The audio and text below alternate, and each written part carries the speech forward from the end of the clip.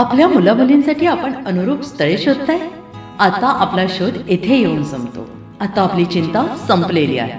आपल्या मुलामुलींसाठी अनुरूप जोडीदार शोधण्याचा निवडण्याचं एकमेव केंद्र शादीबंधन वधूवर सूचक केंद्र. या संस्थेमध्ये सर्व समाजातील 70,000 पेक्षा जास्त स्थळे नोंदणी असलेले असे शादीबंधन वधूवर सूचक केंद्र. संपूर्ण महाराष्ट्रात आणि कर्नाटकात प्रसिद्ध असलेले एकमेव वधूवर सूचक केंद्र म्हणजे शादीबंधन वधूवर सूचक केंद्र, ज्यांच्याकडे आहे सर्व समाजातील सर्व जाती आणि पोटजातीतील 70,000 पेक्षा जास्त स्थळांची नोंदणी. आपल्या इच्छेप्रमाणे वर्गवारी करून अनुरूप स्थळे निवडण्याची सुविधा. एक वेळा जोडले जा आणि आपलं जीवन सफल करून घ्या. हजारोंनी याचा लाभ घेतला आहे. आपणही आपल्या मुलामुलींसाठी, विधूर, विधवा, वयस्करांसाठी योग्य स्थळांची निवड करा. एक सुवर्ण संधी घेऊन येत शादीबंधन. आजच संपर्क करा. शादीबंधन वधूवर सूचक केंद्र, लोकसंदेश न्यूज ऑफिस समोर, महाराष्ट्र स्क्रॅप जवळ, 100 फुटी रोड, सांगली.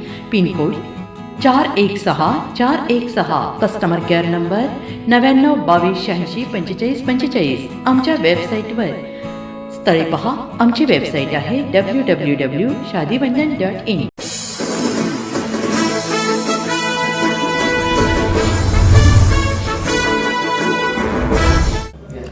नमस्कार, लोकसंदेश न्यूज चॅनलमध्ये आपलं स्वागत आहे. पाहूयात आजची विशेष बातमी. वाईत प्रसिद्ध चप्पल शोरूमला भीषण आग, 40 लाखांचे अतोनात नुकसान. पहाटे लागलेल्या आगीत मधू फुटवेअर जळून खाक. स्थानिक नागरिक आणि अग्निशमन दलाच्या प्रयत्नांनी मोठी दुर्घटना टळली. वाई शहरातील गजबजलेल्या चित्रा टॉकीज परिसरातील गणपती आळी येथे बुधवारी पहाटेच्या सुमारास एका प्रसिद्ध चप्पल बूट शोरूमला अचानक भीषण आग लागली. या आगीत मधू फुटवेअर हे दुकान पूर्णपणे जळून खाक झाले असून प्राथमिक अंदाजानुसार सुमारे 40 लाख रुपयांचे नुकसान झाले आहे.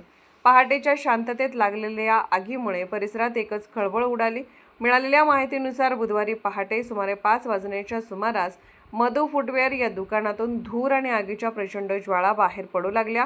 काही क्षणातच आगीने रौद्ररूप धारण केले आणि शेजारील टपरीलाही आपल्या विळख्यात घेतले. ही घटना लक्षात येताच परिसरातील नागरिकांनी घटनास्थळी धाव घेत आग विझवण्याचे प्रयत्न सुरू केले, तर वाई नगरपालिका, अग्निशमन विभाग आणि वाई पोलिसांना तातडीने माहिती देण्यात आली. या घटनेची माहिती मिळताच अग्निशमन दलाचे जवान आणि पोलीस प्रशासनाचे अधिकारी कर्मचारी तात्काळ घटनास्थळी दाखल झाले. स्थानिक नागरिकांच्या सहकार्याने अग्निशमन दलाच्या अथक प्रयत्नामुळे आग आटोक्यात आणण्यात यश आले.